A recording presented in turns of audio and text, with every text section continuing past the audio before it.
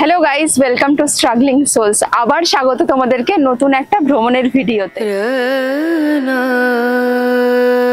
নবাবों की शहर লখনৌ। নবাবদের সেই সময় আজ ফুরিয়ে গেলেও এই শহরের অলিতে গলিতে থাকা আবাদি স্থাপত্যগুলি যেন টাইম মেশিনের মতো এই 2024-এ দাঁড়িয়েও আপনাকে নিয়ে যেতে পারে সেই নবাবদের সময়কালে। এই শহর যেমন সাক্ষী থেকেছে রাজকীয়তার, তেমনই সাক্ষী থেকেছে ব্রিটিশদের হাত থেকে স্বাধীনতা ছিনিয়ে আনার প্রথম সংগ্রাম সিপাহী বিদ্রোহের। তাহলে চলুন ভুলভুলাইয়া থেকে বিরিয়ানি বা রুমি দরওয়াজা থেকে লখনৌই চিকন কারি ঘুরে দেখি উত্তরপ্রদেশের রাজধানীটাকে আমাদের মতো করে। অযোধ্যা ধাম দর্শন শেষে আজ আমরা রওনা দিচ্ছি অযোধ্যা থেকে লখনৌয়ের দিকে। রাত 2টোর সময় বেরিয়ে পড়েছি, আমরা যাচ্ছি লখনৌ, কিন্তু মনেই হচ্ছে না রাত 2টো হচ্ছে। সব রাস্তাঘাট পুরো ভর্তি লোকজনে। তবে মাঝরাতে রাস্তায় এত মানুষ দেখার চেয়েও অবাক হয়েছিলাম বেশি স্টেশন চত্বরে এই শয়ে শয়ে মানুষকে শুয়ে থাকতে দেখে। অযোধ্যায় এখনও পর্যাপ্ত পরিমাণে যাত্রীনিবাস উপলব্ধ না হওয়ায় বিভিন্ন বর্গের মানুষ এভাবেই স্টেশনে রাত কাটিয়ে সম্পন্ন করছেন তাদের অযোধ্যা যাত্রা। যাই হোক, অযোধ্যা থেকে আমরা ওভারনাইট ট্রেন জার্নি করে সকাল সকাল পৌঁছে গেছিলাম লখনৌ। তাহলে আজকে তোমাদেরকে আমরা ঘুরে দেখাবো এই লখনৌ শহরটাকে। আর এই লখনৌ সফর আমরা শুরু করব লখনৌয়ের one of the iconic structure Rumi Darwaza থেকে। আমার পেছনে দেখতে পাচ্ছ সেই লখনৌয়ের বিখ্যাত স্ট্রাকচার রুমি দরওয়াজা। 60 ফিট উচ্চতার এই দরজা লখনৌয়ের নবাব আশরাফুদ্দৌলা তার বন্ধু রুমির উদ্দেশ্যে এই রুমি দরওয়াজা বানিয়েছিলেন, আর তখন থেকে এই দরওয়াজা লখনৌয়ের পরিচয় হয়ে দাঁড়িয়েছে। আর ঠিক রুমি দরওয়াজার সামনে সামনেই আছে বড়া ইমামবাড়া বা ভুলভুলাইয়া। এই যে বড়া ইমামবাড়া দেখতে পাচ্ছ, সেটাও কিন্তু বানিয়েছিলেন লখনৌয়ের নবাব আশরাফুদ্দৌলা। চলো তাহলে ঘুরে দেখি এবার বড়া ইমামবাড়া। ইমামবাড়ার প্রিমিসেসের মধ্যে মেন বিল্ডিং ছাড়াও রয়েছে একটি মসজিদ, যা আসফি মস্ক নামে পরিচিত। এই ইমামবাড়া তৈরি হয়েছিল 1784 খ্রিস্টাব্দে, সেই সময়কার আর্কিটেক্ট কিফায়েতুল্লাহর নকশা অবলম্বনে। ইমামবাড়া অর্থাৎ এমন একটি স্থান যেখানে মহরম উদযাপন করা হয়, তাই এই ইমামবাড়ার অন্দরমহলে দেখা যায় অসংখ্য তাজিয়া। গাইড ছাড়া যে কোনো ঐতিহাসিক জায়গায় ইটকাট পাথরের জঙ্গল মাত্র, তাই এখানে পৌঁছেই গাইড বুক করলাম। গাইডের সাথে এবার ঘুরে দেখব এই গোটা ইমামবাড়া, আর সাথে জানবো এখানকার নানান ঐতিহাসিক গুরুত্ব।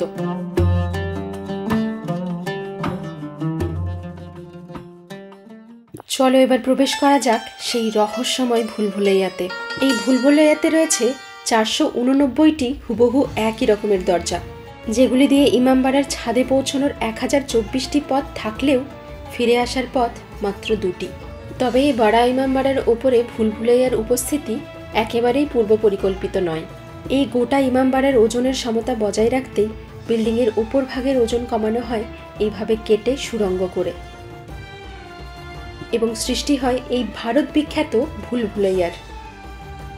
দেখতে দেখতে আমরা পৌঁছে গেছি বড়া ইমামবাড়ার ছাদে, যেখান থেকে লখনৌ শহরটির একটি অসাধারণ ভিউ পাওয়া যায়। ভুলভুলাইয়া দেখা শেষে এবার আমরা যাচ্ছি বড়া ইমামবাড়ার বাউলি বা স্টেপওয়েল দেখতে। এই কুয়োটি এমনভাবে বানানো যার উপর বাইরে দাঁড়িয়ে থাকা মানুষের প্রতিচ্ছবি পড়লেও ভেতরে থাকা মানুষের ছায়া জলে পড়ে না। যাই হোক, বড়া ইমামবাড়া দেখে এবার আমরা যাচ্ছি লখনৌয়ের আইকনিক ক্লক টাওয়ার দেখতে। এই ক্লক টাওয়ারটি নির্মাণ করা হয় 1881 খ্রিস্টাব্দে, সেই সময়কার 1,75,000 টাকার বিনিময়ে। এখন আমি দাঁড়িয়ে আছি ঘণ্টাঘরের একদম পাশে। লখনৌয়ে লেফটেন্যান্ট জেনারেল জর্জ কুপারের আগমন উপলক্ষে তাকে সম্মান জানাতে ভিক্টোরিয়ান এবং গথিক স্টাইলে নির্মাণ করা হয় এই ক্লক টাওয়ার।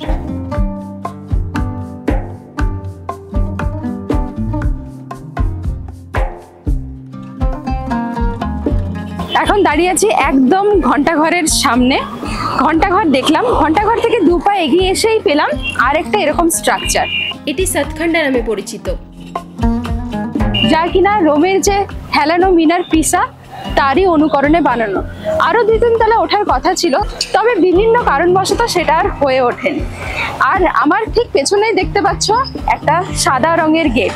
এই গেটগুলোই যেন মানে এক একটা আইকনিক স্ট্রাকচার লখনউ, এইসব দেখলেই মনে হয় যেন আমরা নবাবের শহরে আছি। আর এই যে আমার পেছনে যে সাদা গেটটা দেখতে পাচ্ছ, এই গেটটা পেরোলেই আমরা পেয়ে যাব ছোটা ইমামবাড়া। তো চলো, আমাদের নেক্সট ডেস্টিনেশন ছোটা ইমামবাড়া।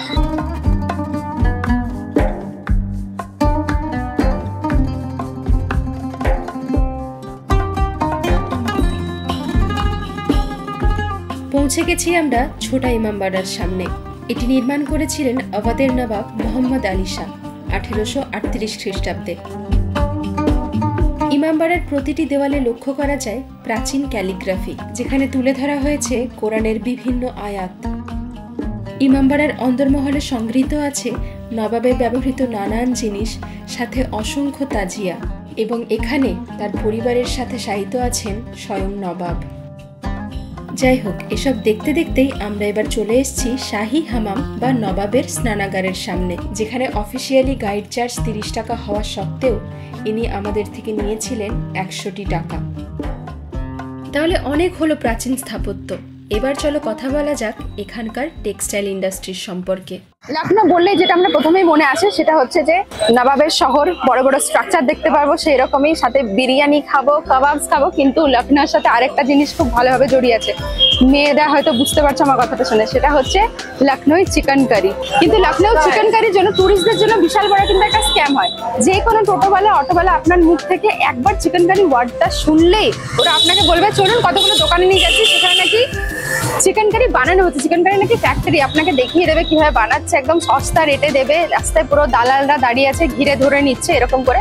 কিন্তু আমরা তো একটু ঘুরে দেখতে ভালোবাসি, হয়তো অন্য মানুষ আসলে চলে যেত ওদের সাথে, তো ওখানে নাকি পুরোটাই ঠকিয়ে দেয়।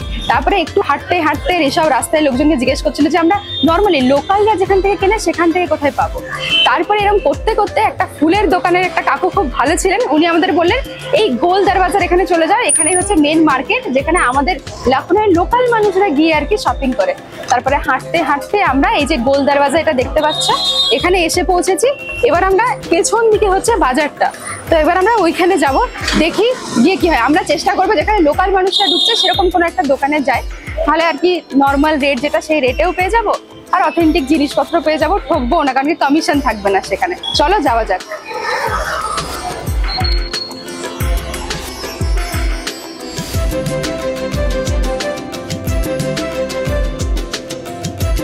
সেই চিকন কারির সমুদ্রে ঘুরতে ঘুরতেই একটা পছন্দসই দোকানে আমরা ঢুকে পড়লাম।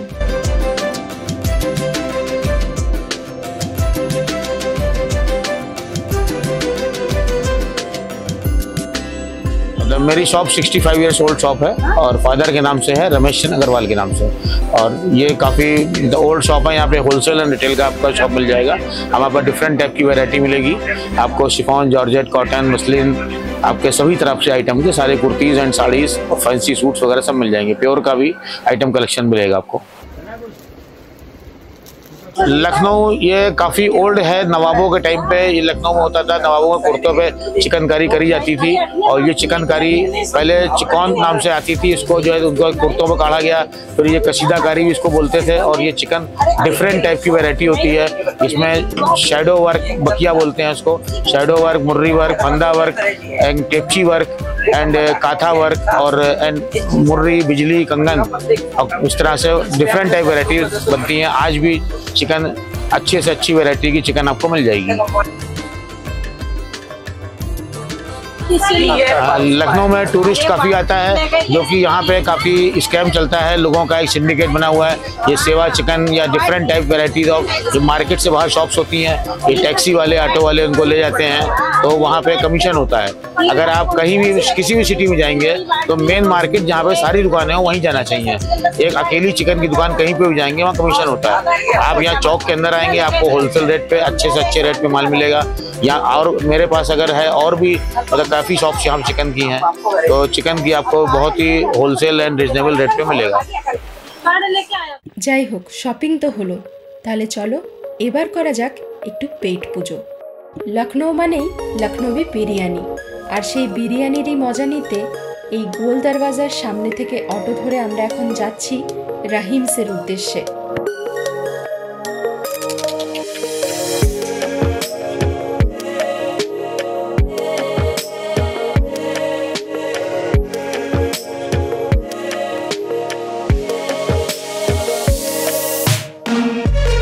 আর দোকানে পৌঁছানো মাত্রই আমরা অর্ডার করে দিয়েছিলাম মটন বিরিয়ানি, লচ্ছা পরাঠা আর চিকেন রেজালা।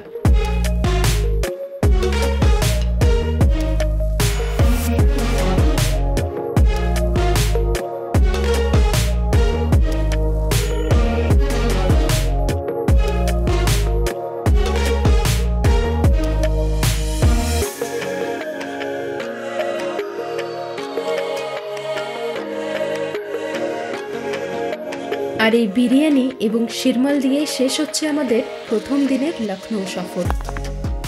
লখনৌয়ের দ্বিতীয় দিনের সকালেই আমরা বেরিয়ে পড়েছি ভারতের পরাধীনতার ইতিহাসের একটি গুরুত্বপূর্ণ স্থান দর্শন করতে। এই সেই জায়গা যেখানে অষ্টাদশ শতকের প্রথম দিকে ব্রিটিশ সেনাবাহিনীরা ডেরা বেঁধেছিলেন। সেই কারণেই জায়গাটি ব্রিটিশ রেসিডেন্সি নামে পরিচিত। 33 একর জমির উপর তৈরি হয়েছিল এই ব্রিটিশ রেসিডেন্সি।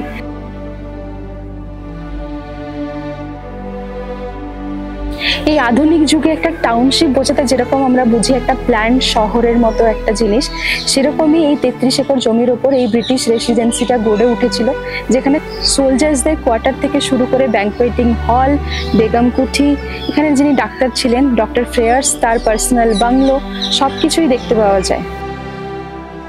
এই রেসিডেন্সিকেই 1857 খ্রিস্টাব্দে 1 জুলাই আমাদের ভারতের স্বাধীনতা সংগ্রামীরা সিজ করে নেন চারিদিক দিয়ে, যাকে ইতিহাস সিপাহী বিদ্রোহ নামে মনে রেখেছে।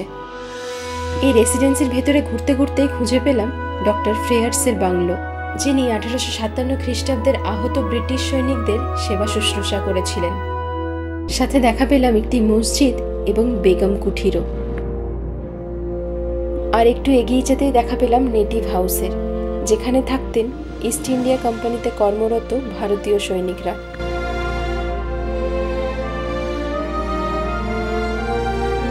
যাই হোক, এই রেসিডেন্সির মধ্যে আছে একটি মিউজিয়াম।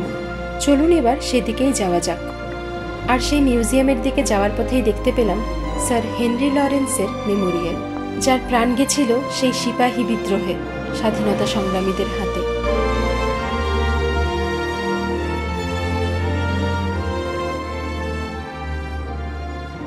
মিউজিয়ামের ভেতরে ঢুকতেই দেখতে পেলাম ক্যানন বলের আঘাতে ক্ষতিগ্রস্ত একটি দেওয়াল। তাছাড়াও এই রেসিডেন্সির প্রায় প্রতিটি দেওয়ালেই যা দেখতে পেলাম তা হলো এই গুলির দাগগুলি, সাক্ষী বহন করছে সেই দুঃসাহসিকতার, যার ফলস্বরূপ আমরা আজ বাস করছি এই স্বাধীন ভারতে। আর সেই সমস্ত স্বাধীনতা সংগ্রামীদের শ্রদ্ধা জানিয়ে শেষ করছি আমরা আজকের ভিডিও।